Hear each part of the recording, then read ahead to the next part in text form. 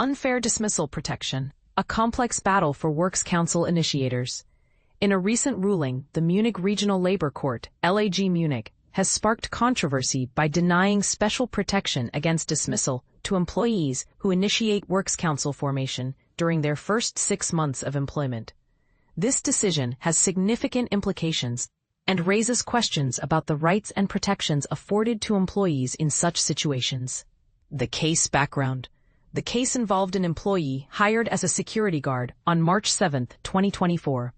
Just days later, on March 13, 2024, the employee took steps to establish a Works Council by having a notarized declaration prepared. This declaration expressed their intention to initiate a Works Council at the company. Approximately 2 weeks after their hiring, the employee inquired about the existence of a Works Council and even requested a list of eligible voters, indicating their proactive approach. However, the employee was dismissed during their probationary period on the very next day. They then filed an unfair dismissal claim, arguing that the dismissal was an obstruction of Works Council elections and an improper disciplinary measure. The employee further claimed special protection against dismissal, citing Section 15(3)(b) of the German Unfair Dismissal Protection Act, KSchG.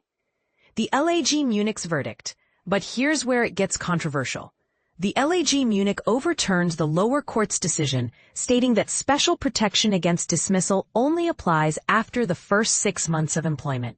In a detailed analysis, the court interpreted Section 15(3)(b) KSHG to mean that the special protection is time-bound and only comes into play after the initial waiting period of 6 months. Furthermore, the LAG Munich found that the employee had forfeited their right to special protection by not disclosing the notarized declaration within a reasonable time frame.